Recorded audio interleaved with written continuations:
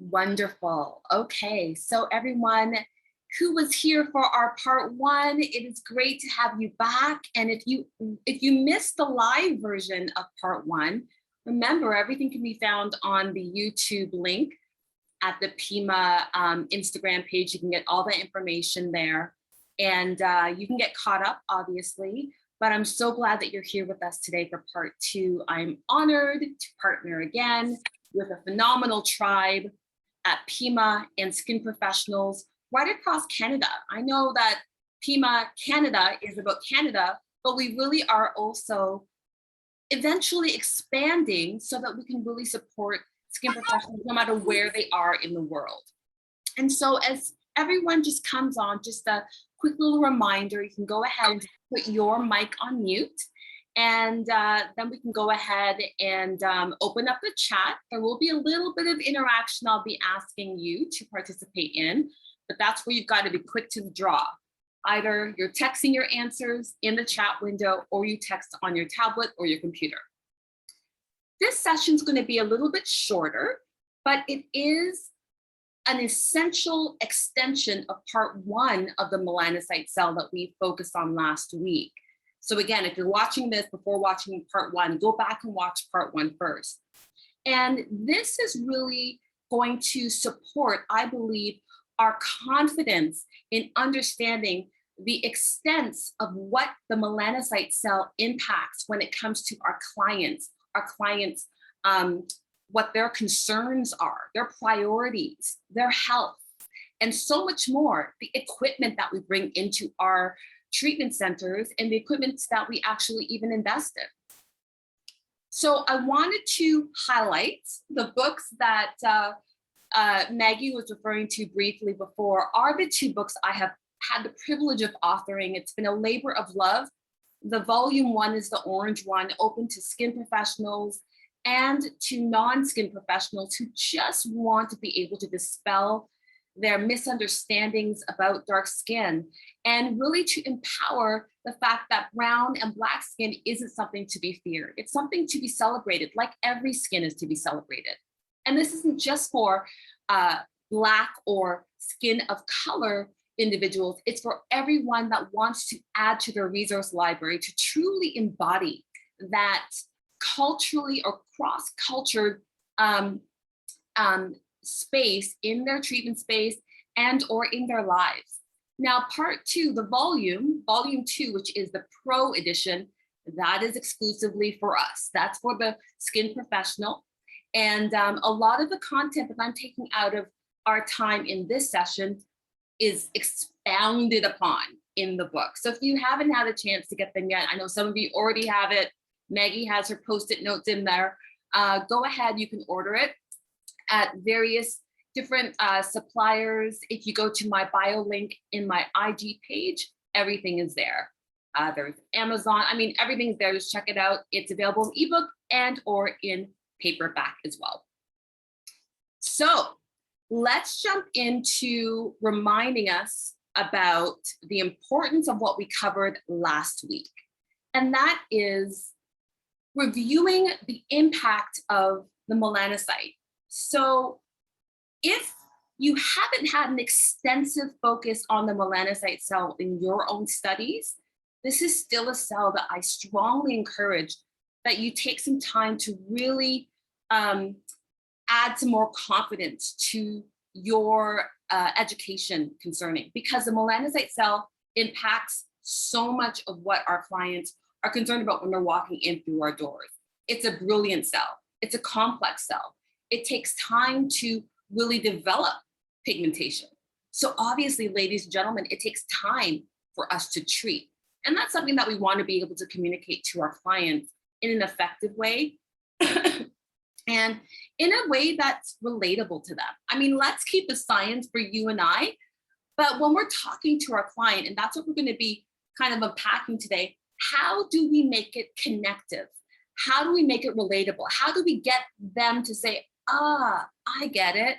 Okay, I'm going to do that, instead of, okay, they're doing this in their mind, and when they go home, they do whatever they want anyway. So I want us to kind of really challenge ourselves to see things from a different perspective in how we support our clientele. So let's quickly review. Remember, the structure of this melanocyte cell is so complex. It's a brilliant cell. It's one of my favorite cells that I've studied and continue to study. And we know it's a dendritic cell, meaning that there are finger-like protrusions that come out of the cell. These are called dendrites or dendritic arms. And through those arms, that's where the pigment packages come from. And those pigment packages that are produced from the brain of the cell are called melanosomes.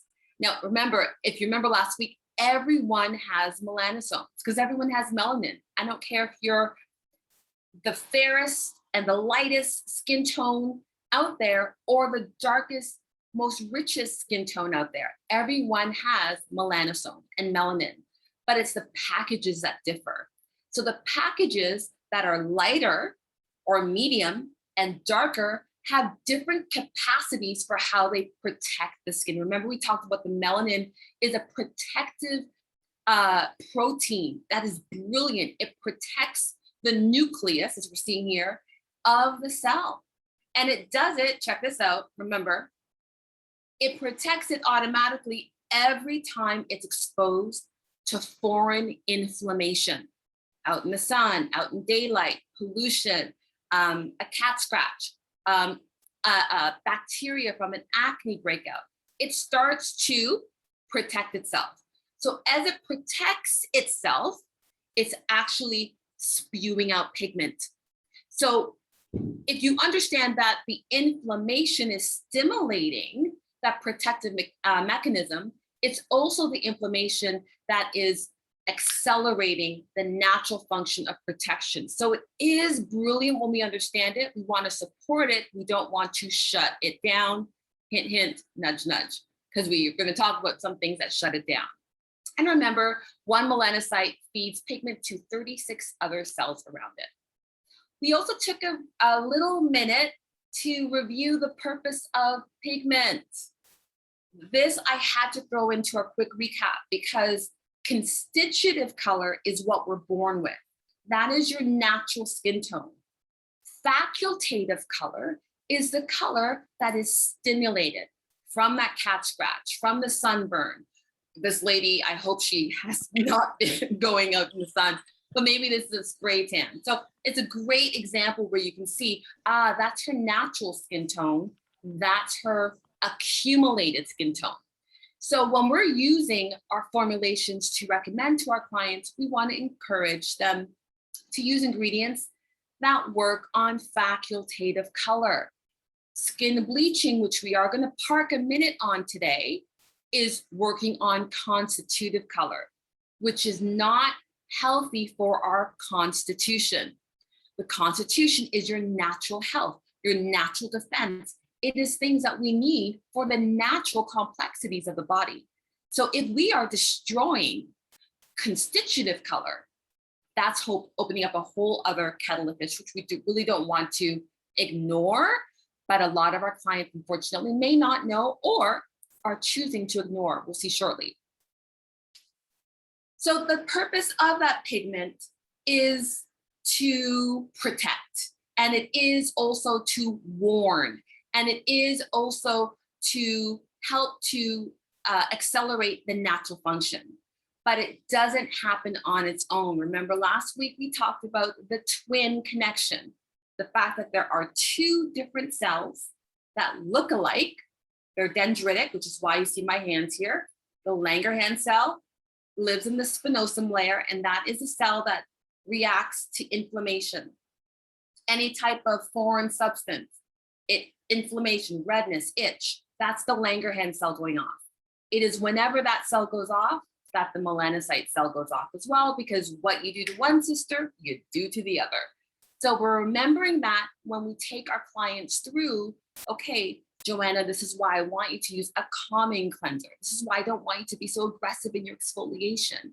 This is why I want to really focus on hydrating and calming the acne before we go in there and kill that bacteria. We want to really calm, we want to soothe, and therefore control the out of control hyperpigmentation that has been stimulated.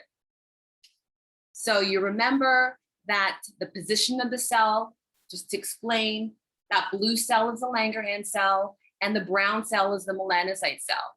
I think we had a great question at the end of last week's session as well about how do we know if it's dermal pigmentation or not?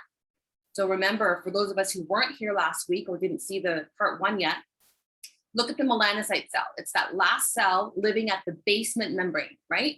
So it's at the bottom layer of the epidermis. We know underneath the dermis, underneath the epidermis is the dermis. This is where the blood, the lymph, collagen, elastin, hyaluronic acid, this is where it lives. This is the true skin. So if this melanocyte gets damaged enough, a deep bug bite, let's say you fell off your bike as a 9-year-old kid and you got a deep knee scar, and that scar healed, but there's still elements of pigmentation that has never healed, and now you're in your 30s and you're like, I just have that scar, it's a dark spot, it's never gonna go. It's likely because that cell was so damaged, it was pivoted on its axis. So I hate doing charades, so please bear with me. It pivots, right? So now you have one of those arms. Remember the dendrites feed pigment? One of those arms are pointed downwards. So it's giving pigment into the dermis. This is where laser comes into play because skincare products alone and exfoliants cannot treat dermal pigmentation. And there are great technologies out there, skin scanners that can determine what's dermal and what's epidermal pigmentation. But if you don't have all the fancy stuff, good old fashioned consultation, ask the client, how long has that been there? Did something traumatic happen in that area that you remember? And usually that client will give you a hint that it's dermal pigmentation. So this is so important to also review the positioning of the cell. And I drilled this into our mind, remember, inflammation equals hyperpigmentation. If anything your clients will resonate with is use this phrase, inflammation equals hyperpigmentation. If we can calm, if we can control the inflammation, we can control the hyperpigmentation. So with that now, we also listed a few of the common triggers of inflammation. This is going to help you in your consultation to help to guide your client what to do, what not to do, what to avoid, kind of finding out where their lifestyle and what they're doing at home in their home regimen, or what they're not doing is, what their medical constitution is. Are they on medication? Are they stressed? Do they have diabetes? Do they have all the other stuff that can give you as a skin professional the hint that you need to know, they're likely going to be inflamed. So I really want to focus on minimizing these trigger factors so that I can help that client to control the inflammatory mediators and control her or his hyperpigmentation. So quickly review that. Again, if you haven't seen it yet, it's all in detail in part 1. So with that in our back pocket, everybody, now it's going to be shorter, but it's still going to be juicy. So we're going to be unpacking cultural intelligence. How do you deal with a cross-cultural globalized clientele? If you're in Toronto, you know that you live in the melting pot, one of the most multicultural cities in the world. If you're in any parts of Canada, there are cultures of all nationalities, all races, all backgrounds that are in your area. What's your demographic? Have you tapped into your potential demographic? We all, ladies and gentlemen, want to grow our businesses. So you've got your favorite BFF clients that are coming. But what about those clients that are watching you on Instagram that still haven't come to see you and are deciding before they even see you if they're going to see you? We have an opportunity to improve our cultural intelligence, our cultural humility, so that we can truly build better bridges of trust and welcome everyone, so that everyone can feel confident when they're coming to see us. Let me tell you, it boils down to trust. It boils down to client and professional rapport. And one of the levels, I did this in the post a few weeks ago, that there's levels of intelligence. You know, we started off with IQ. Oh, he's impressive. He's so intelligent. Oh my goodness, what a brilliant genius. But what is even more impressive is if that person now has emotional intelligence. Now they've got your attention. Wow, this guy is kind of grounded emotionally.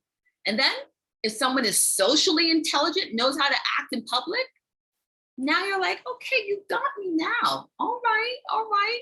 It's deepening your respect for the intelligence, right? It used to be IQ only. It's not that anymore.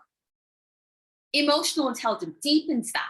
They're still very valuable, but it deepens it. Social intelligence deepens that. Ladies and gentlemen, the leading leadership component in any business, not just our business in the skin space, the leading leadership component is now cultural intelligence. Leadership experts are saying this right across the globe. When you're able to be exhibiting cultural intelligence, that you respect people's narratives and their backgrounds, now you've got their engagement. They're not just impressed from a distance. They're not just attentive. They're now connected to you.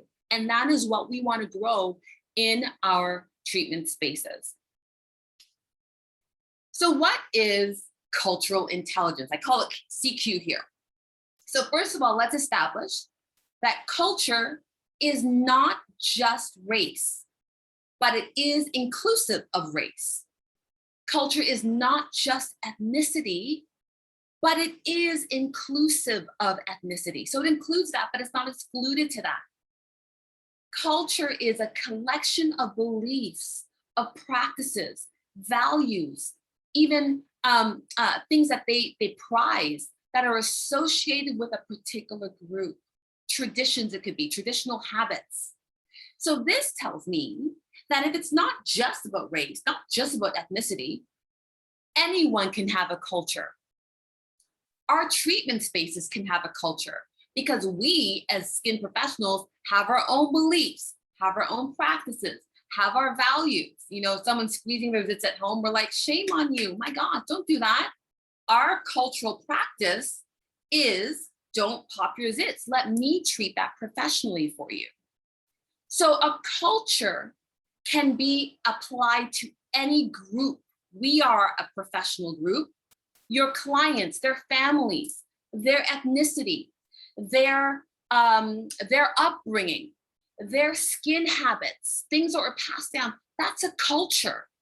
So we've got to be able to take it to the next level to be culturally intelligent so that we can not shame them, not guilt the client into doing what we want them to do, but to help to cross culture ourselves so that we can invite them to the table of healthy skin practices. Because yes, sometimes many of our friends and family, let alone clients, are doing things that are not supporting skin health. That's a culture that's not serving them. But to knock their culture, they'll get their back up. They'll be like, oh, who are you to be telling me this? Especially if it's race or ethnicity as well, like that can compound it. So we need a way to help to invite the client to the skin healthy table so that they're willing to hear us and willing to trust us.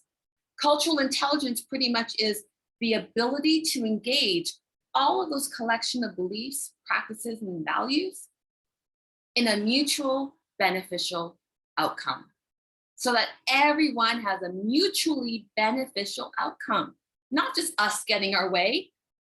I'm talking to myself because I know the 25 years I've been in this industry, it's been about at that consultation time of my exchange with my client, oh, I'm going to get her on this. She better stop that. And oh my gosh, she's still using soap.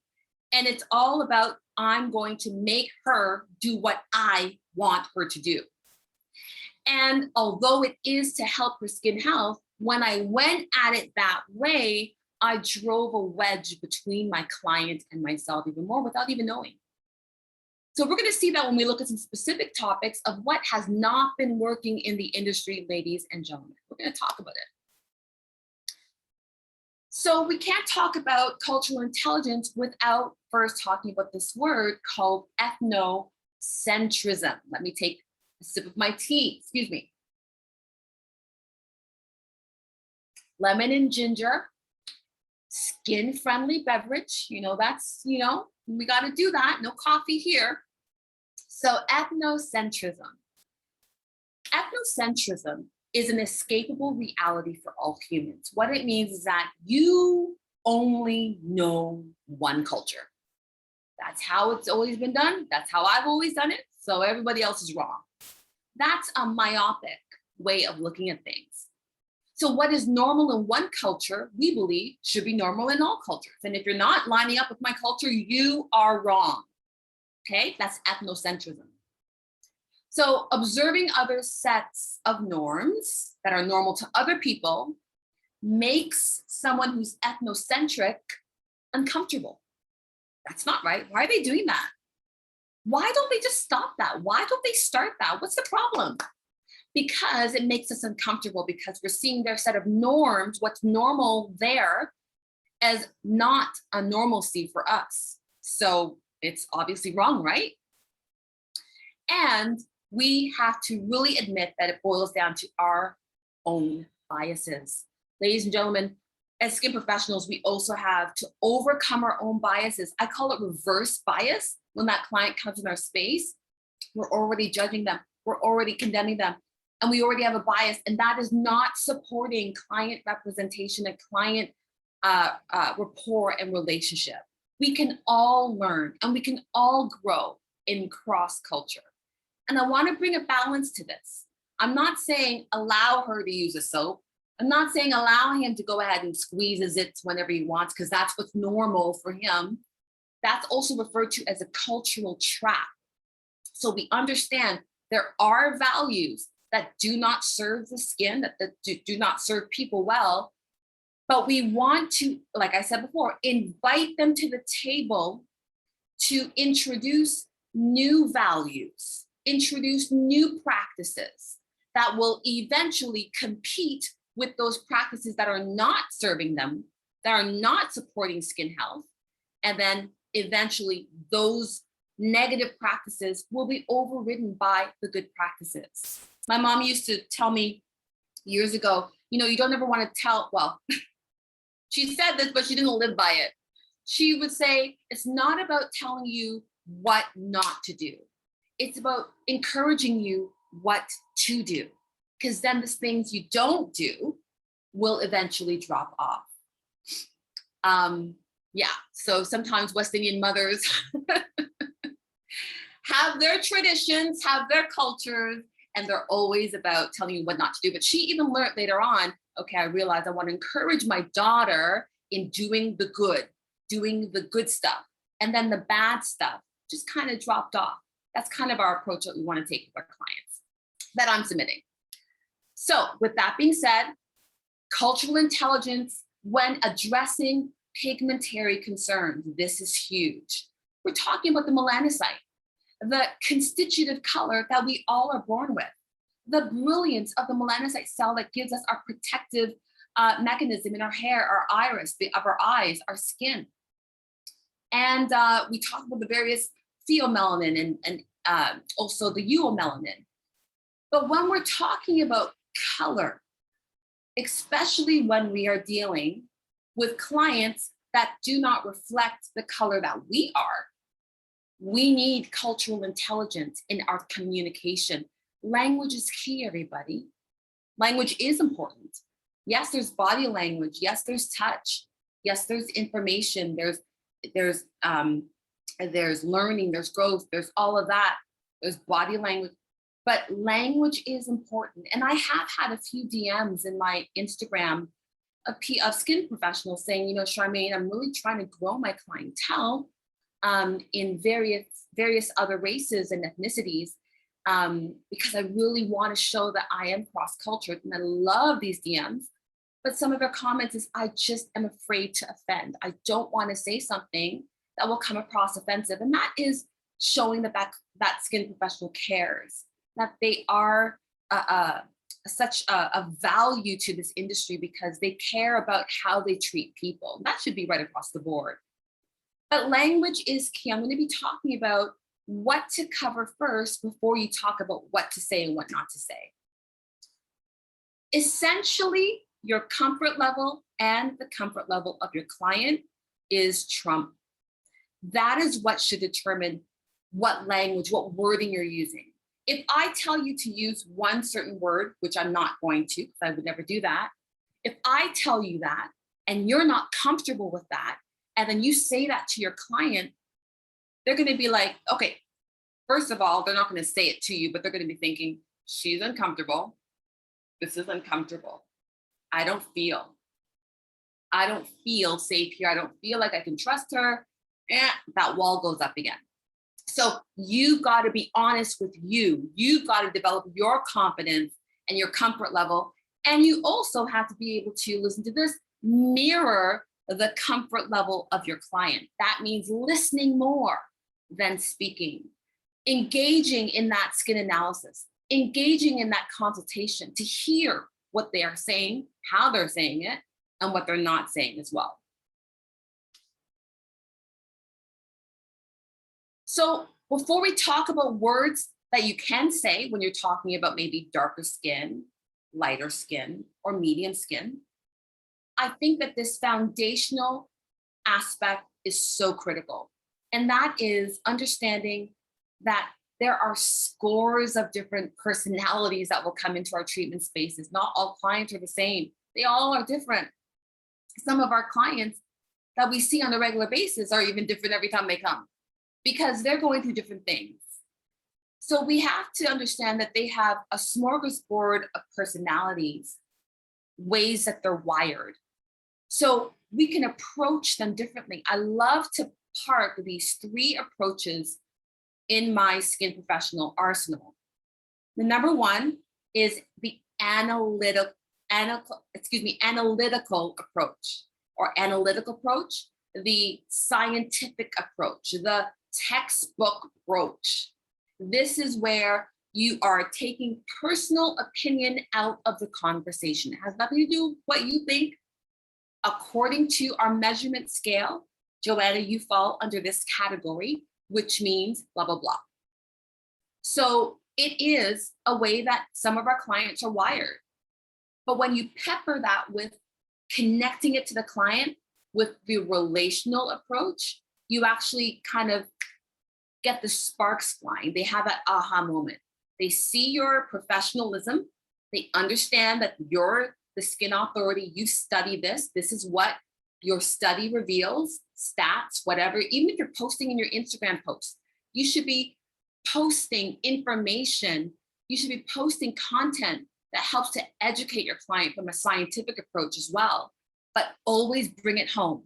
What does that mean for you and me? That's the relational approach. The second one is transformative approach. This is where you start to introduce a new narrative. So I know we've done all of our before and after pictures, and I love seeing those posts on your Instagram stories and on your carousels showing the process. That's amazing. That speaks volumes to your client. So let's take that a little further. The transformative approach in how you communicate with your client helps to introduce a new practice. You show them where they are, and with your discussion, you introduce new values and new norms that are going to help them to transform their results and get what we both want to achieve for their skin, because we're their skin coach, right? So what happens almost on a subliminal level is that they're seeing this transformation story being told. And they don't want to do anything. When they build that trust with you, when that trust has been anchored and they're seeing, okay, oh, wow, this is good. I'm seeing improvement. They don't want to do anything to disrupt that storyboard, if that makes sense, that transformation. So they will drop off, usually, the habits that are not serving their skin goals. So transformative is in how you storytell, storyboard, take them on a journey, show them where they can go, where you want to take them, and what you are doing and where you have taken them. Always pepper your relational approach in that. Relate it back to the client. So what this means is yada, yada, yada. So everyone loves to be related to. So you might have the talker. So she's all relational, he's all relational, and they trust you 100%. So then just go free with your relational approach. But you can kind of integrate these 3 different approaches as a foundation to how you talk about skin tone, skin color, skin concerns, skin issues. Use these approaches as your starting point for language. Let's go into the language now. When taking care and talking about melanin-rich skin, what's the language that's used? This is what I was asking my DM, and this is what I responded to her saying. You have a few options. Do what's comfortable for you. First of all, you can use melanin rich. That is something that is consumer friendly. I love how it was a skin professional who told me that. She's like, you know what, that's so consumer friendly. I really like that. I'm like, yeah, you know what it is. I'm going to steal that. So I'm saying it now. It's consumer friendly because everybody knows melanin. And rich is a way that communicates the depth of the quality of the pigment that's been given from my skin or from a friend's skin or family member's skin. So you can use that, or you can use darker skin and its variations. I have to pause there because I've had skin professionals say, but I don't want to say the client's skin is darker. And I was like, is it darker? And I was a little bit jest there, but I was actually just kind of really getting her to think a little bit deeper. I'm not ashamed to be called a black skin. Some people feel that certain skin tones should not call them black. So I understand her caution. My skin is dark. My skin is black. However, I've recognized, and we have to recognize, that it's subjective. I have family members in my family that are darker than me. I have family members in my family who are lighter than me. So it is subjective, meaning it is my opinion of my skin. So just like medium skin and its variants, because it's not just one size fits all. Just like lighter skin is not one size fits all. It has its variants.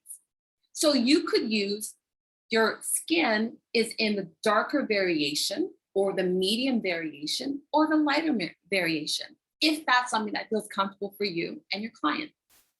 Another one is going strict analytical. So that is textbook. So Joanna, you have, according to our measurement scale, a Fitzpatrick 5, Fitzpatrick 4 to 6. So what this means is we will be able to do X, Y, Z. And again, break it down because they don't know what Fitzpatrick, they don't know Dr. Fitzpatrick, they don't know what that means. That was a doctor from 1974 who created the Fitzpatrick scale. So we want to be able to break that down. What does that mean? So I like to marry it maybe with something. So Joanna, you have a Fitzpatrick, according to our measurement scale here, Fitzpatrick of 5, which means that you have a very rich content of melanin. So it is possible that we have to be able to calm inflammation in your skin first so that we can avoid extra hyperpigmentation. So you can see you can really play around with some of these wordings, find what works for you, find what feels comfortable for you and your team if you're working with people, if you're sharing with peers, if you're training people later on, use what feels comfortable with you and the client. That is the kingpin of your decision. What is comfortable? Because that discomfort is that invisible barrier, that wall that nobody wants. So when you have a consultation with someone with melanin-rich skin, oh, got a typo there, forgive me everyone, with melanin-rich skin or medium skin tone or lighter skin tones and their variants, no matter who you're dealing with, everyone, your consultation is key. But can you throw cultural intelligence in that consultation? That's another level. Because the majority of clients, and polls have been submitted, majority of clients automatically feel judged, even before you have that consultation with them. I'll prove it to you. When they're filling out their consultation card, they're filling it out, right? Okay, or their sheet, they're doing the whole thing. Have you ever had a client come to you with that consultation? I know, I'm so sorry I do this. And they just, you said nothing, but they're like, I know, I'm so sorry. I know you told me not to. They're already feeling condemned. So the traditional consultation is guilt-oriented. It comes across and has come across to clients as shaming, as guilting. And that automatically is building a foundation of, oh, I'm so sorry, right? And I'm not worthy. You want to uplift clients. You don't want to ever have a client feel downtrodden. So we want to suspend judgment, everyone. That is something that a culturally intelligent skin professional does. And we want to be very intentional about that. Suspending judgment. Maybe here's a suggestion, shifting your consultation experience to maybe a storyboard style. I don't know. That may not work for you, but maybe somehow looking at the options and just seeing that the story is coming together, and that's their story. Remember, everyone has a narrative. Everyone has a story that is worth respect. I want to say that again. Everyone has a narrative that is worth respect. Yes, there are some stuff they're doing in the narrative that's not respectful, but everyone's story deserves respect because that client deserves respect. Does that make sense? There's a difference. You want to detach the action from the client. That just came to me. I've never even said that before. We want to detach the action from the client because that is going to help that client to feel I'm in her corner, I'm in his corner. And I can help them address this practice that's not serving their skin well, all in the consultation. So use language that conveys respect, dignity, worth. And I like to say this, mimic or observe or even read the cues from your client to kind of read what's not really sitting well with them or what they feel comfortable with. You'll be surprised what you can learn from a client when you start to read their cues. Okay, let's keep going. So we had to have that preliminary discussion before we got into this topic, because I could talk about this topic until the cows come home. I know I have dealt with this not only in my experience as a skin professional, practicing on my clients, training skin professionals right across Canada, even internationally. I've seen it with their clients and their exchanges. And I've seen it in my family. My first skincare product given to me by my beloved mother, rest her soul, she passed away 25 years ago. By the way, I entered this industry the year she died. So it was just kind of, it was a shift. And I feel like it was almost like a direction, a divine direction that I want to do things to help people, to help to empower people. So when I was 15 years old, she gave me my first bleaching cream. At 15, I was having pimples and I had a lot of hyperpigmentation. Now, skin bleaching is not exclusive to dark skin of African descent. It is a common practice in Asia. It's also a common practice I think someone is not on mute. Just want to encourage everyone to go on mute if possible. Thank you so much, everybody. In Southeast Asia, it's popular in North America. It is popular everywhere. And we're going to unpack that, because what do you do when you are dealing with that? If you have a client who practices that, or maybe a friend or a family member. My mother was coming from a good place when she gave me my first bleaching cream, but she didn't know any better. It was traditionally passed on. It was her culture and it became mine. Remember, cultural practices are passed on, they're learned, they're collected over time.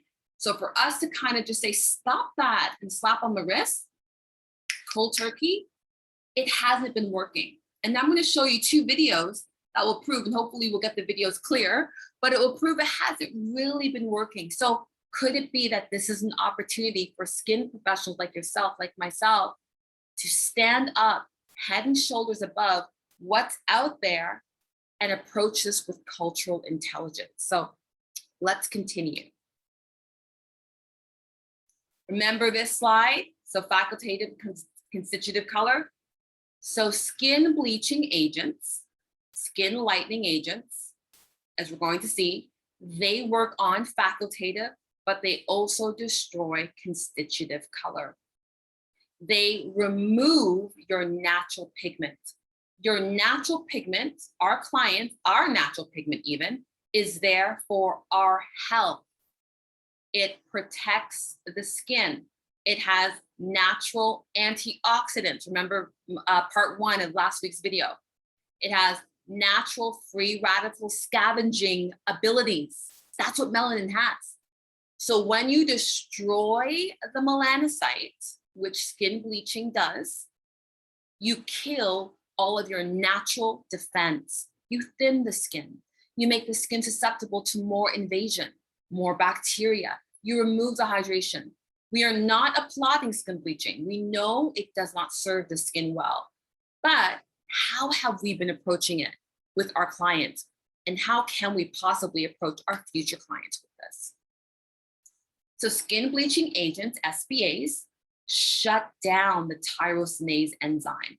Remember we showed that the tyrosinase enzyme last week in that first video is what's activated to convert tyrosine into either eumelanin or pheomelanin. It actually shuts down, destroys a natural enzyme in our body. So I just wanted to show you that as a review because we want to inhibit tyrosinase enzymes. We want to influence. We want to interrupt. We don't want to shut down or destroy. That's the difference between your choices of skin brightening, skin illuminating, as opposed to skin bleaching and skin whitening. So skin bleaching, let's talk about it. It's a multi-billion-dollar industry, and the top culprits are mercury, steroids, and non-doctor prescribed use of hydroquinone. I'll even say long-term use of hydroquinone because under a short period of time with a doctor, it can yield results. However, that doctor knows when, it's got to stop here. These are elements that are proven and have been proven to be carcinogenic in their nature when used out of control and when used, period, mercury, steroids especially. Toxins are found in the liver. Remember we talked about the melanocyte cell holding on to toxicity, nerve damage, blood vessel damage. Like these are the very real bodily harm that it does. So there is a mass market boom of skin bleaching agents. Trust me, all you need to do is go on Amazon right now. If you're watching me, open another window. Just go on Amazon, look up skin bleaching, and you will see a plethora of skin bleaching agents. It's not just for black skin. It is for all skin, but it is more evident in brown and black skin. So whether they're light in their variation or dark in their variation, ladies and gentlemen, skin bleaching is damaging to the body. So nerve damage, blood vessel damage, it can cause heart irregularity, it thins out the skin's translucent, it's no more defensive, you're sun sensitive, all of the above. And it has been banned by the WHO, the World Health Organization, in various countries. And ever since the banning, the mass market, black market, boomed even more. It's crazy. So what is driving the mass market? We can't be pointing our finger only at the big box companies that are still doing it. I used to be that person. They're doing it because the clients are demanding it. They're doing it because the clients want skin bleaching, because it's a culturally steeped, rooted issue. So this is going to demand a different approach by us as skin professionals. So as I mentioned, it's not just African descent, Caribbean descent. My family is from Africa through Caribbean. It's not just there, it's Asia. It's a major, major boom there. Southeast Asia, very, very oriented there. It's a caste system. North America, as I said, just go on Google. Go on Amazon, you'll see it's everywhere. And according to the International Journal of Dermatology, a study in 2018 confirmed that the popularity of skin bleaching practices really took off in 1950s. This is interesting because around the 1950s was the exact same time that African countries and colonialized countries actually got their independence. So now you see the African culture trying to fit into culture, and there is a coincidental skyrocket in skin bleaching agents. There's something that deals with how individuals perceive beauty, how families perceive beauty. It is still very prevalent how families see beauty. So if you have senior family members in your family that are the same, I remember my grand aunt, she's like, now Charmaine, you don't marry such and such kind of man. You got to look for this kind of man. And she's referring to skin tone. I'm like, come on, Aunt B, really? She came from a loving place, but that was her generation. These are things that are passed on. So again, this is a study that has shown that having darker skin has been generally perceived in all of these countries as inferior, as less than beautiful, less desirable, and even unhealthy. Okay, so I want to ask my question. Please get ready to give your answer in the chat. How would you address a client who is using skin bleaching and she's admitted it, he's admitted it? What would you say? What are some things that you would address? How would you address that? Any comments?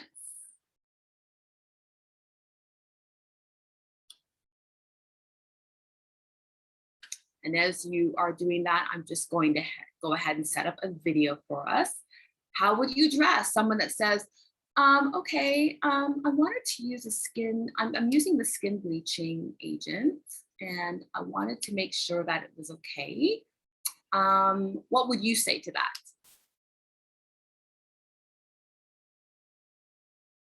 Maggie, I'm not sure if anyone is speaking there. If you see anything, you can actually just jump in and voice it. Yeah, I'm watching the group chat and nobody has really typed anything. I mean, for me, I would start by what is the reasoning behind it? Like, why are you preferring to use the skin bleaching creams? Like it's always important to hear the background of why someone is picking this, because there's always a reason behind it, right? Absolutely. Absolutely. You want to find out what is the reasoning behind it. So I think someone put something in the chat. Yeah, they said, I will ask their main concern, Natalie said. Love it. That's a good one. That's a really, really good one, Natalie. Okay, so what I'm going to do now is I'm actually going to play a video and I want you to listen to this information and hopefully it can play clearly. And then we're going to circle back to this question and see what your thoughts are. Oh, hold on. Can everyone see this? I just want to hear a confirmation if it's a yes, yay, nay. Yes, yes. Okay, here we go, everybody. The business of skin bleaching is booming. A growing number of people in Africa are using creams, pills, and injections to lighten their skin, but many are illegal and unregulated. Some believe a fairer complexion is the secret to success. This particular cream is okay because if you use other creams, you might get sunburnt. Since I started using this cream, people have been complimenting me. My skin isn't too dark or too light. I keep my natural complexion. The products reduce the body's production of melanin, which gives skin its colour. Globally, the industry is worth about $20 billion and is expected to grow to $31 billion by 2024. Ghana has one of the fastest growing markets in Africa. From the poorest to the middle class and to the rich class, they all, a good number of them bleach. In my last research, I found out that when you go to the marketplaces, 6 out of 10 bleach. Those who can afford it opt for more expensive registered products, but many have to settle for bootleg versions that have not been tested. These products contain high concentrates of hydroquinone and mercury. Long-term use can cause skin cancer and have other serious side effects, according to medical reports. We now see this massive trend of increased use, particularly in our teenagers and our early 20-somethings. You start to affect not only the upper layers of the skin, but you also affect the deeper layers of the skin to such an extent that at a particular point, the whole process becomes reversed. You get much darker areas of the skin, and eventually the skin is destroyed to such an extent that only laser surgery or resurfacing surgery becomes the answer. Ghana, Nigeria, South Africa, and Kenya have now banned these types of bleaching products, but it's led to a booming black market. Professor Davids warns that skin lightening can even become addictive, and that it will take time for black cultural movements to change ideas about what it means to be beautiful. Liz Maddock, TRT World. Okay, so I'm going to just pull up our next video. I want you to pause in your thoughts and your feedback. Just make a little note to self. And then I want you to watch this video. Because this next video, there are two women that are brought I on lost 30 pounds. to talk about, oh, sorry, I've got a I little, lost 60 pounds using. I love these YouTube ads. But I'm going to play the video in a moment, but it deals with two people who have different opinions on skin bleaching. So let me just go ahead and fast forward through this, I've lost 19 this pounds. ad, 19 and then we'll get into it. industry.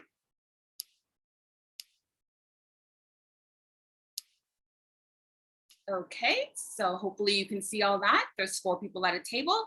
And listen into this video interview. It's a 6-ish minute video, but very informative. I want you to imagine you being their skin professional and how you might now adjust based upon the feedback you're hearing. Listen to this. You started lightening your skin when you were a model. So Yes. was that an image that was expected of you at that time? Actually, I haven't lightened my skin being a model. I was modeling here. I was very dark. Right. It's actually when I decided to kind of, be less of a, what the media wanted. So for me, the story is very controversial too, because I remember you remember. Well, I'm glad. How do you mean less of what the media want? Yeah, because people think I do that because it's a trend that we have to follow. Maybe Beyonce. For me, Beyonce, yes, she's beautiful, but she's talented as well. That's why she should be remembered, recognized Yeah. for. Yes, I mean, the lighter skin. Yeah, I lighten up, maybe a dark spot. And yes, if you've done one cheek, you need to, have it even out, because you can't have. But why do it? Because there are those who say, you were born with your skin, you have black skin, you're proud of your skin. Why change it? Well, why tanning? Why dyeing your hair? The question is there. The answer would never be found. For me, it's a free world. We are okay to do so as long as we're not harming, anyone. Yeah. I mean. Okay, AJ, I wanted to ask you, because you said it was only when you first moved to London, actually, that you experienced the issue of colorism for the first time. So just explain what that is and how it affected you. So shadism, colorism, it's something that actually tends to happen a lot in the Black community, where the darker you are, it's less beautiful, and the lighter you are, it's more beautiful. And this is an issue that is apparent within the Black community, Right. Where I feel actually we should be making steps forward. We should really stand up and be counted. And it's us who set the beauty standards. If we were all to make our skin paler, I think that would be us conforming to what the beauty standards are currently set Is at. this down to class? I think in some instances it can be, for example, in Asia, it's apparent that if you work outside, you get a deep tan, and people who have higher paid jobs work indoors and therefore are paler. I don't think that is necessarily the case in this country. I think our issues lie from within, actually. And I think, first and foremost, I want to say that nobody should be judged, including yourself, if they are to go and use these methods of lightening our skin, I think if you truly believe that that is the thing for you, then fair enough. However, I think the issue comes if you feel like you're going to do better at work. I think it's not that. For me, it's more of a personal thing. You know, we're here standing today is the 100th anniversary of women getting the right to vote. You know, I'm not going to be here and having somebody with fake hair on telling me exactly how I should look like. I mean, you're Nigerian, right? I am. You should be here in your traditional clothes. You should take this freaking wig off. Let's show them Africa. I think this is where we have to go. You know, you can't, it's the wrong person to kind of come and talk to me about it. You know exactly. If I go and open a little cupboard of yours, I see something which will be exactly there for a dark spot. You know, we all go through. It's good. It's been going on. Take your wig off. Let's show them. It's been going on for decades. You know, I think what your issue is that actually you're arguing. I don't think I have an issue. Which isn't in the realms of possibility. If I took off my wig and had my afro hair out, I could straighten my hair and it would look like this. I think the realms of possibility, if you was to go to... If you was to go to Africa for a month, it's within the realms of your possibility to have darker skin. If we were to move to the North Pole tomorrow, it's not within the realms of our possibility to get lighter. Isn't it just being more accepting regardless? Exactly. Regardless of whatever colour, skin, whatever, just to be more accepting of one another's choices, isn't it? Well, there we go. To me, it's whoever choices, honestly. And I feel, you know, what I use actually are out there, you know, available for who can afford it and if they really need it. I mean, I'm against anything under the counter. Well, is it safe? I mean, this was another point. Side effects of the lightening cream, liver, nerve damage. You know, people that have scars on their body where that they have got not over the counter and. Okay, under the counter products, they will never stop. That's the thing. We can't stop it. This has been going on for decades. You know, you name it, the slavery, this is part of it. You know, people have done it, my grandmothers, everybody. You know. But why? Because is it because you feel more accepted? It's not about acceptance. It's about, you know, you go under the tanning salon, you know, UV treatment. We go under that just to evening out our skin. You know, the comments that Matthew Knowles made, I think, okay, fine. There's an issue there, and it's an observation that he has detected. I think what is damaging about that statement is that it's very dismissive. It's dismissive for all of the ambitious, dark-skinned, black people who want to have a go. And that statement suggests that they have no chance. But to both and they do. But to both of you, is the magazine industry equally to blame here? Because there are definitely instances where a magazine will lighten a black person's skin because they see it as being maybe commercially more acceptable. Yeah, exactly. And that is an issue that we need to tackle. We are the ones who set these beauty standards. And obviously black people are in a minority in this country where the beauty standards are seen as lighter. The only thing that we can do to move forward is to put black people at the forefront and really celebrate who we are. If we were all to lighten our skin. But when you look at me, what do you see? Do you see white or do you see black? I see black. You know, you come to Africa, you're colored too. So I don't even know what a color means. I have children, I raised them by being human. That's what I stand for. You know, like I say, everything kills. Matthew Knowles' comment, you know, honestly, this is the guy behind one of the main, you know, like the biggest talented artists in the world. I mean, he probably, you know, agreed this was better back then, but that's something that should have been talked about maybe back then. Then people would be like, maybe that's not the trend to go for. Right now, I think it's too late to just come and say, because you're lighter. For me, I don't believe in that. Yes, maybe there's a trend going on. Okay, so I am going to pause at that point and get your thoughts. I must admit, when I was first watching the video, I was like, oh, is someone going to throw hands? Please don't do this on TV right now. But this was a very real conversation. What are some thoughts? 1, 2 thoughts. What do you think of both of these models? They're both beautiful, but the topic was quite fascinating. Natalie says, I would approach what client wants and help them to get the goal with health in mind. True, you can change someone's way of thinking. All you can do is educate. You can't change someone's way of thinking. All you can do is educate them on the issue. Fantastic, Natalie. And I think Eris, you said, wow, she should focus on the health.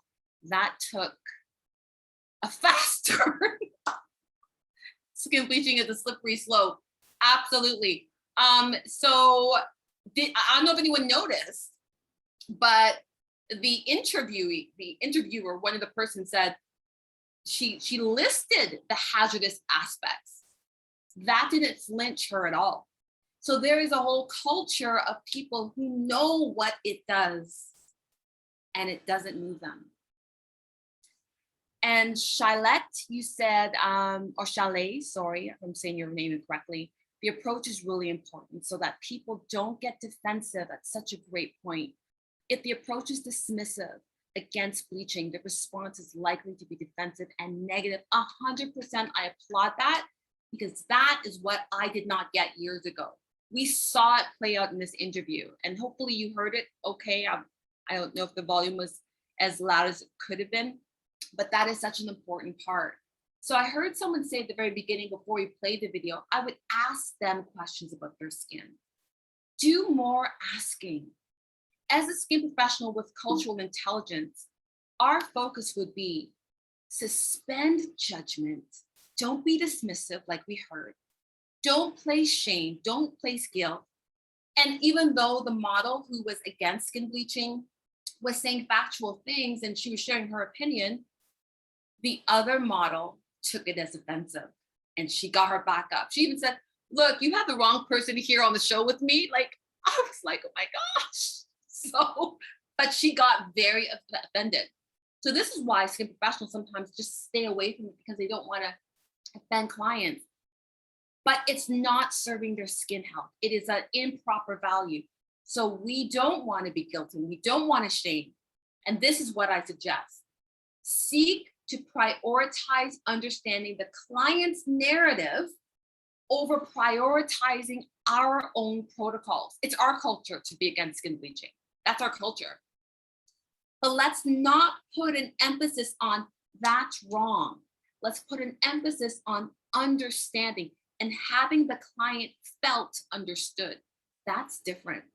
Now the bridges are being built. Now the defense walls are coming down. It's building trust. It may take time. It will likely take time and patience, empathy, compassion, and courage. But listen to what's being said and listen to what's not being said.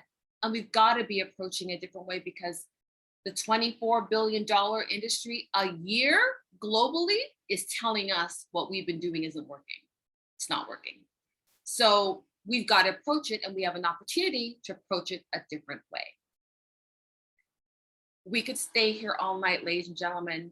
We're coming towards the close, but the two other categories that I had to touch on in our part 2 is the controversy on laser.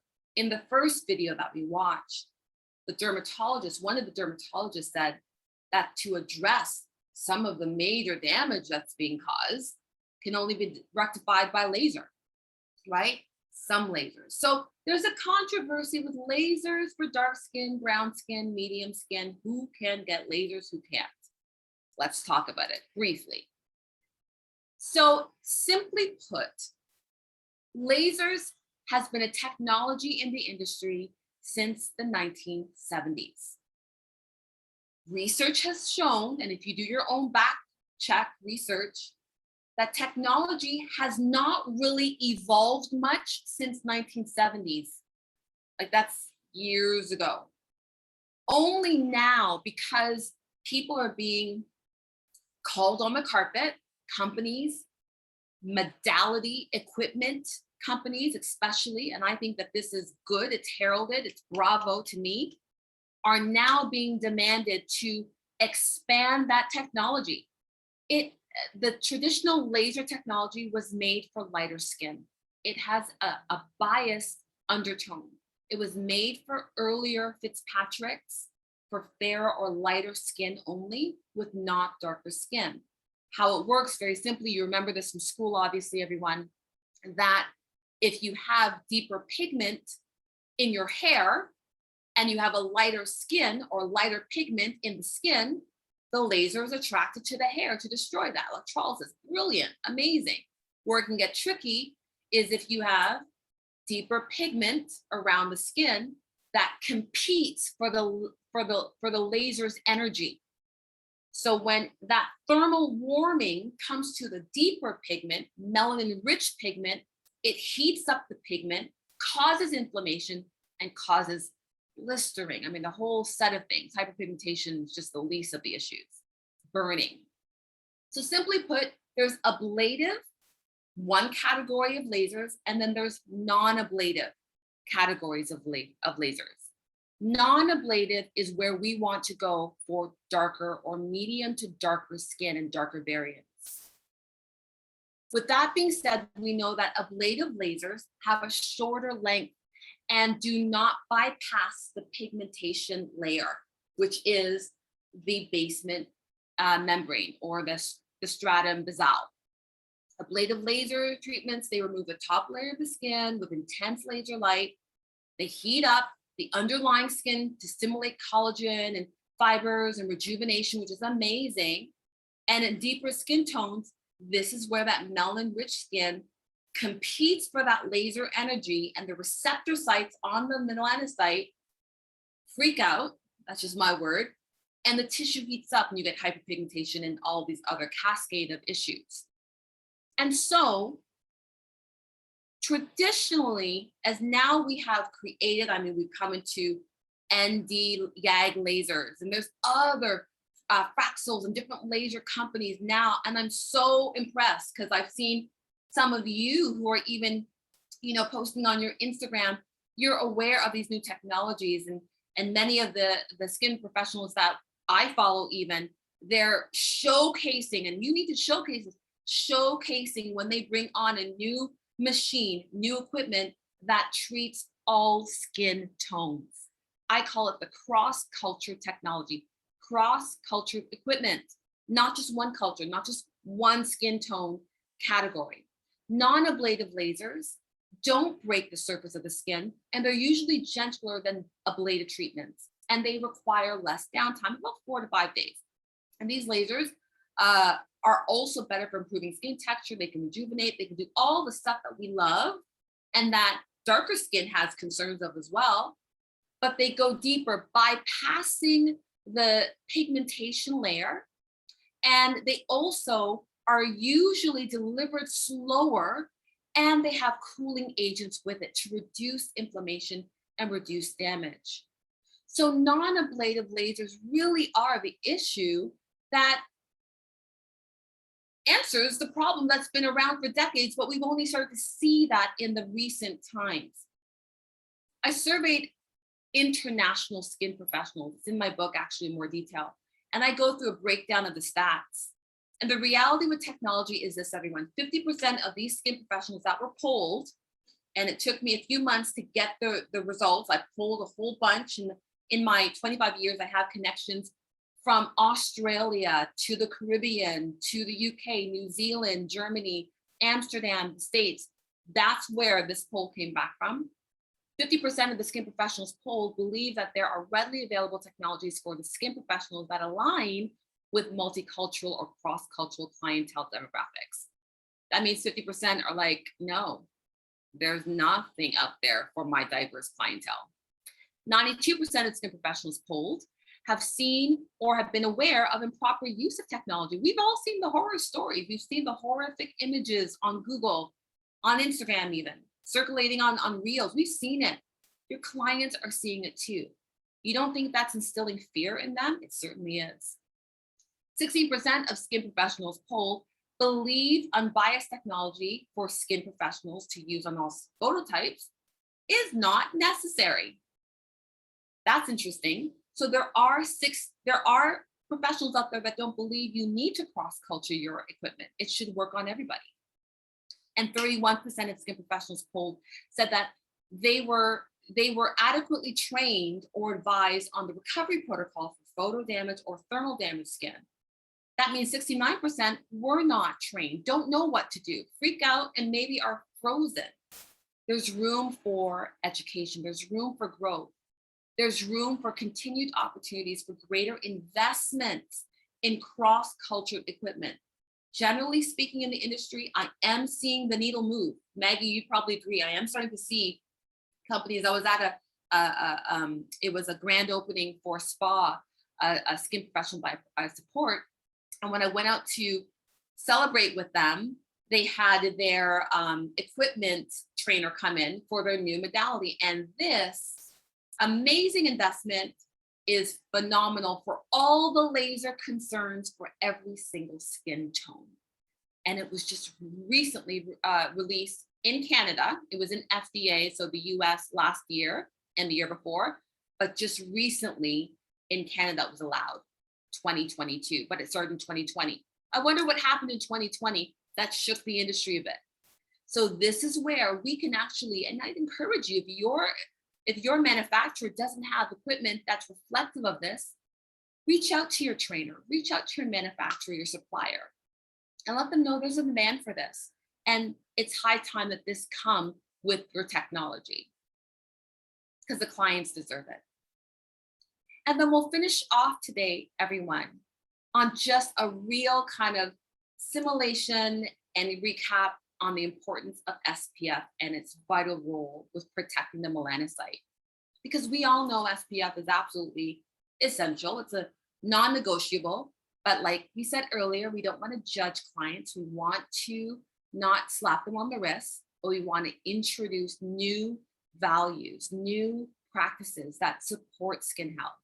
So remember the function of the different packages of melanosomes, if you're a lighter skin or medium skin or darker skin. It is to protect the nucleus like an umbrella. So let's go to this slide. It's almost like an umbrella over the melanocyte. That is the natural function. It forms what we call a nuclear cap. But remember, this nuclear cap, this mechanism also naturally scavenges free radicals. It naturally kills reactive oxygen species. That sounds like antioxidants to me. That sounds like what we want in our sun care. So sun care isn't something foreign, and I think there's been a lot of bad rap with sun care out there. It's foreign, it's chemicals. I don't have time to go into what chemical and natural is and the whole, mismatch of that. But it actually is mimicking what our skin cell naturally does or used to do. We want to encourage that. And so classifications for UV or photoprotection come in two categories. Ladies and gentlemen, physical sunscreen, also known as mineral, physical sunscreens and chemical. So physical sunscreens, they sit on top of the skin. They are a blocker. They usually help to protect against aging, loss of tone, UVA, UVC, UVB, full broad spectrum. And a lot of SPF now is having that blue ray as well, that blue light protection, because there's still not enough science to prove that effect on us in the long term. And it protects it as soon as it's applied. Interestingly enough, you don't have to wait that usual 15 to 20 minutes before you go out into daylight when you put a physical mineral, a good quality one on your skin. It generally is comfortable for all skin type and conditions, especially sensitive skin because it's blocking. Common ingredients are zinc and titanium dioxide. Okay, so zinc is the issue with darker skin tone. With medium to darker skin tone, it's usually the zinc that has that chalky white. Can I just be honest? In today's options of amazing SPF out there, I believe there's no more excuse. There are some amazing SPF out there that is physical and chemical that do not come off heavy or chalky or have a white cast. But also look for ingredients like titanium dioxide, antioxidants, peptides, moisture binding properties. Remember to protect that first line of defense and soothing ingredients. I believe this is what makes up a top tier SPF. Not just, and I won't say the name here, but I could say a brand that is, in Shoppers, Drug Mart, Walmart, and you get it for little toddlers. You know what I'm talking about with the bathing suit showing half of the buttocks. I won't call the name, but you want to look for top tier quality that have ingredients that support the function of the melanocyte cell that are not just zinc and titanium dioxide, soothing, anti-inflammatory, hydrating, not clogging to the skin. Peptides for aging skin help to firm the skin. And then your chemical is really the sunscreen that allows the rays to come in but transforms it into heat. That's kind of not ideal for sensitive skin or some darker skin as well. Helps to protect against full broad spectrum, needs about 15 to 30 minutes to fully absorb before going into daylight. Generally is comfortable for all skin tones and types and tends to be more water resistant against water and sweat. Common ingredients, avobenzone. Some of these are probably in all of your formulas that you use as well. Octisalate, these are great ones. Now, by the way, avobenzone needs to be used with other filters for longevity because it has a short life span. Oxybenzone works best with other filters as well because it's weak on its own. So when you're using chemical, you usually have other filters that are supporting their function. Look for the antioxidants, peptides, moisture binding properties, and soothing ingredients as well. And of course, when dealing with the skin that is melanin rich, I like to say, warm up the SPF in the hand first. And this is what you want to share with your clients. A lot of the times when you break it down, if there is a tendency to an initial white cast at first, it breaks down upon the warming up of the hand. Then apply onto the skin and work it in. It should blend fine if you're using a top tier quality, and there are great ones out there, I promise you. Look for avoiding typical zinc oxide because that is what usually gives that white cast. SPF is what defends us, prevents, and protects us against skin cancer. The melanocyte cell is where melanoma thrives. It comes from the melanocyte cell because of the complexity of the cell. So to finish off, let's talk about a quick little survey, study, wasn't a survey, in South Africa that was done. And 1,000 people were surveyed, African descent, Caucasian descent, and East Asian descent. And pretty much they found that the greatest category of lack of awareness of SPF was with the darker skin clients of African descent. There was a lack of concern in that community as well, due to lack of marketing emphasizing only lighter skin, not showing darker skin putting on SPF, even medium skin tones putting on SPF. The marketing in that, this is 2017, was all fair skin putting on SPF. So that created a subliminal message that dark skin doesn't need it. It's only for my fairer skin counterparts or colleagues or friends. Lack of knowledge was also higher in the melanin rich community because they weren't going for the doctor's checkup. They didn't even know that they should.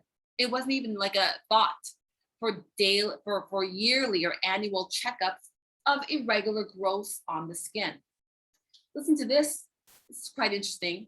Aside from melanoma, basal cell carcinoma, BCC, has been reported to represent 12 to 35% of the African descent population and 2 to 8% of skin cancers in Black Africans on a whole.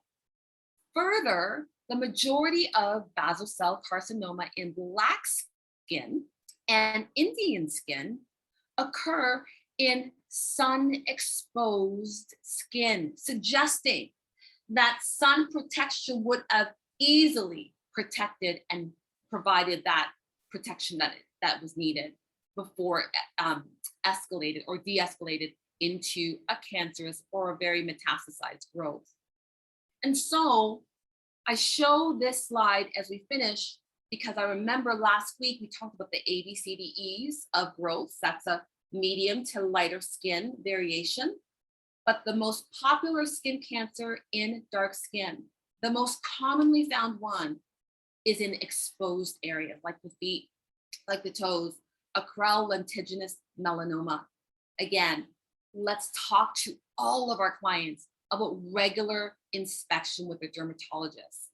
Just getting it checked out. We're not a doctor, we don't scare the client, but we encourage them to consult with their dermatologists. We've covered a lot.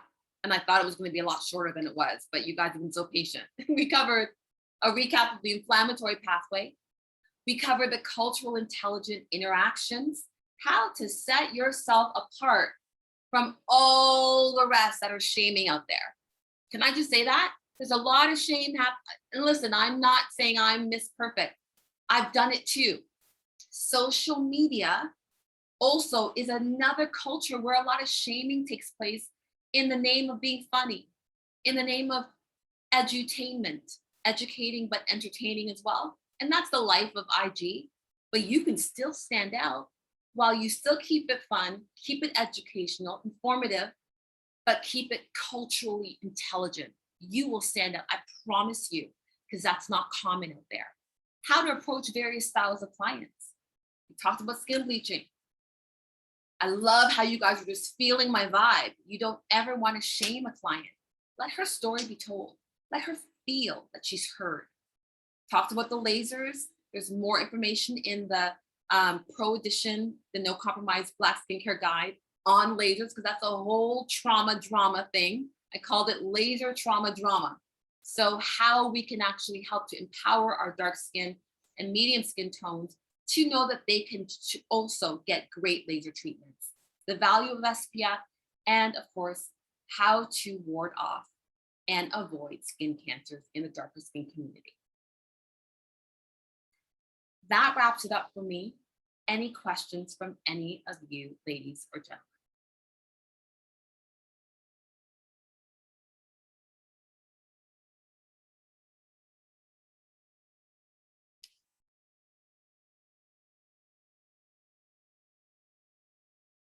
I'm not sure if you're speaking, Maggie. If you are, you might be on. No, I wasn't. I wasn't. Oh, I was okay. trying to look through the chat to see if, yes, if there are any questions from anybody. Do not be shy, ladies. Always remember that every question matters and it's never silly or small to ask. Absolutely.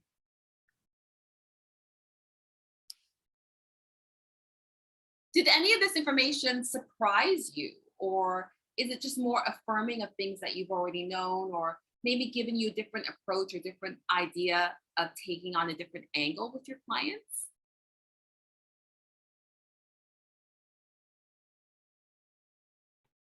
Sorry, I'm just gonna be, to be honest, to the video, I saw the video a couple weeks ago and it was just funny that she took off a wig and she got offended.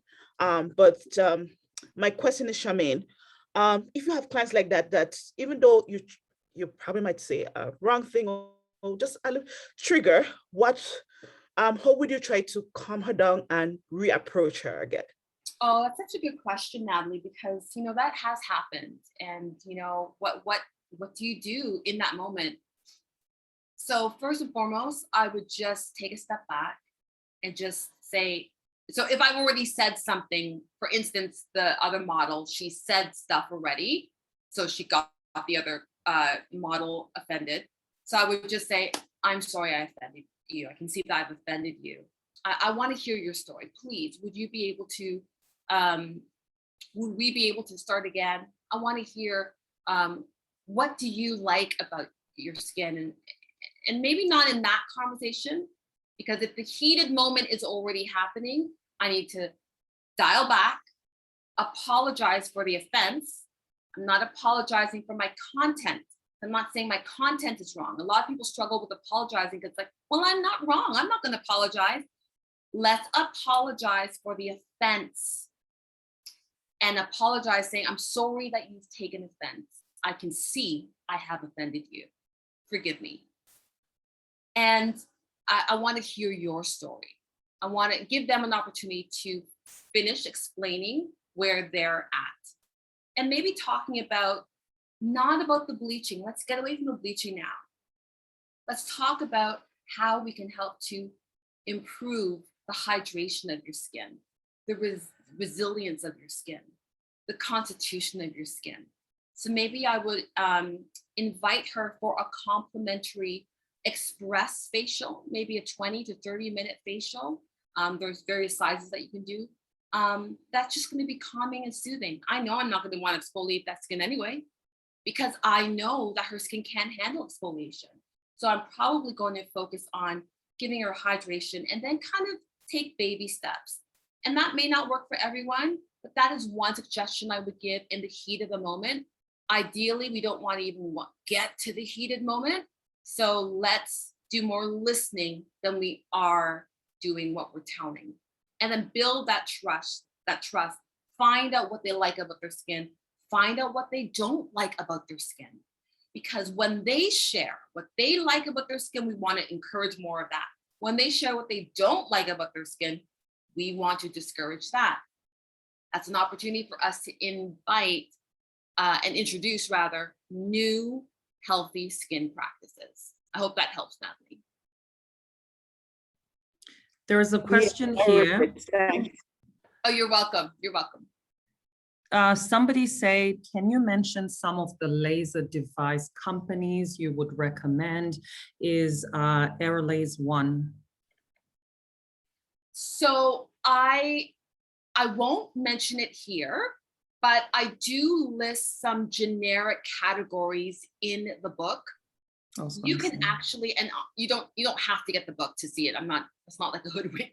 You can just actually go into Google and just do laser machines for darker skin, and it will list you some. You can even do top rated or Canadian rated laser machines for all phototypes or all skin, and they will list you some. So I do cover some categories. Generally speaking, your ND YAG lasers, anyone that has that, spot on.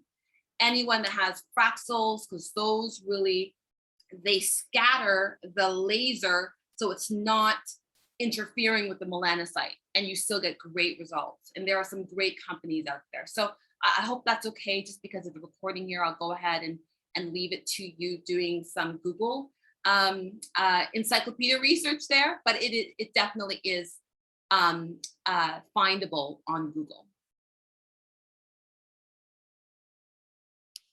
Awesome. You're welcome. Thank you. Thank you. I think, not to keep anybody any longer, but I just wanted to point out, I think for myself, what I learned from this today, especially these last parts, and even the videos as well, is that as a professional, the definition of beauty is vast in so many different cultures, you know, so it's that little reminder of realizing that even though I was born and raised in Zimbabwe, I kind of assume that everybody follows the same way that I was culturally raised. Somebody from the North thinks differently from somebody from the South and East and West. And I think that video was such a good example of their two ladies. They're both from Nigeria, and yet they both have got different mindsets of what the definition of beauty is. So I think as a professional, it's something that just came back as a reminder to realize that when I am with my clients, this whole thing of assuming that, well, they should know because we come from the same background is actually very different. You have to open that conversation of asking the right questions. 100%, 100%. Natalie, you're so welcome. And we'll see you again soon, Natalie. So awesome to have you. I know Natalie had to step out.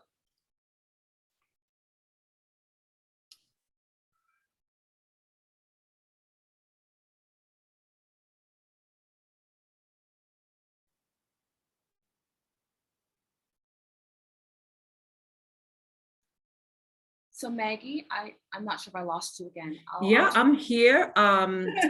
So just want to, as usual, thank you to Charmaine. I think this was, again, very informative. You know, I think I felt very I felt the guilty points in me of things that I know I have done and I can do better. And I'm saying I have done it too. I've done it too. I'm like, oh, Maggie, you can do better. So thank you for this. And everybody that was here, Let's stay connected. As Charmaine has mentioned, those are the two handles there at Pima Canada and at the Skin Theologian.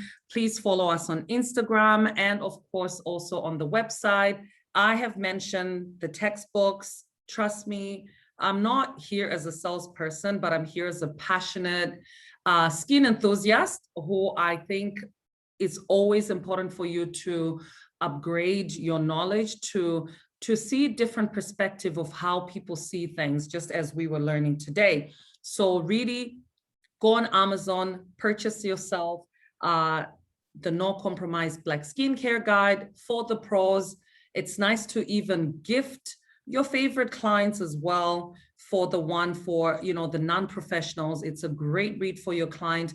Another way of starting conversation, actually, which makes it easier for them, right? And easier for yourself as well. So both books, they might seem, you know, the first version seems very mild, but that's the whole idea of, you know, of presenting it to the client. So those are even great books for you to have in your waiting area, you know, for your clients to be reading these books, flip through so that it becomes an easier conversation when they're lying on your bed. So thank you so much, Charmaine. And I just want to finish off by saying we have more classes coming up in June. We actually have 2 more classes coming mid-June with Charmaine, and there's one on June 13 that I'm hosting, which is going to be the language of product recommendation. So this one is going to be a great one because as professionals, we always try to run away from product recommendation, which is a part of our job, but this is what completes the professionalism of what the client can continue doing at home. And of course, Charmaine is back again with inflammation, you know, just hint there. We're going to be talking about inflammation, which is huge, and understanding that and integrating it into your different modalities and services. So look out for those on Instagram and also on the website. If you're not a member as yet, this is the time for you to join membership because some of these classes that we offer are exclusive to the members. So you do not want to miss out on anything. So thank you. Thank you so much, Maggie. And thank you everyone for your time this evening. Have a wonderful weekend. If this is the weekend when you're watching it, if you're watching this later, have a great rest of your day. And we'll see you, as Maggie said, on more of our webinars.